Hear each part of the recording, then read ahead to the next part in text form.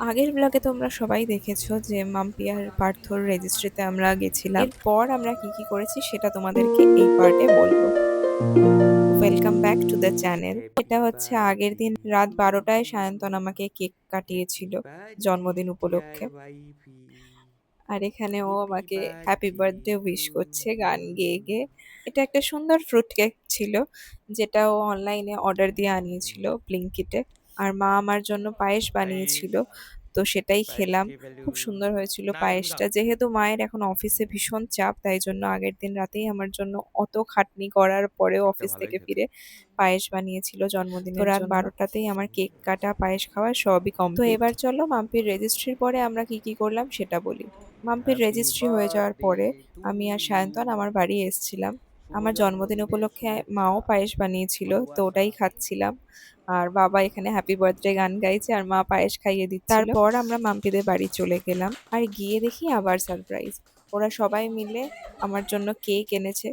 আর আমি তো এই ম্যাজিক ক্যান্ডেলগুলো নেভাতেই পারলাম না শেষ পর্যন্ত, অনেক ট্রাই করে শেষে আমি হাল ছেড়ে দিয়ে কেকটাও কেটে নিলাম।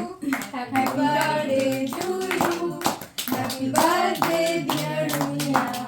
Happy birthday thank to you you. Everyone for making my birthday so beautiful. আমাকে রিয়া জন্মদিনে খুব সুন্দর একটা চায়ের সেট গিফট করেছে, যার মধ্যে নানান ধরনের চা পাতা রয়েছে, যেমন পিঙ্ক টি, ব্লু টি, মিন্ট টি, এরকম নানান ধরনের। আর মাম্পি দিয়েছে আমাকে এই মাইকটা, যেহেতু আমি এখন ইউটিউবে ভিডিও পোস্ট করি, তাই জন্য ও আমাকে সেইটা ভেবে এই মাইকটা গিফট করেছে। Thank you so much Mampi and Riya. আর আমরাও ওদেরকে গিফট দিয়ে দিচ্ছিলাম, পার্থ আর মাম্পিকে। এরপর আমরা লাঞ্চ করতে বসে গেলাম। লাঞ্চে কি কি খেয়েছি সেটা আমি তোমাদেরকে নেক্সট ব্লগে বলবো। মাম্পিদের বাড়িতে এর আগে যতবার যা যা আইটেম খেয়েছি, প্রত্যেকটা আইটেমই আমার ভীষণ ভালো লেগেছে।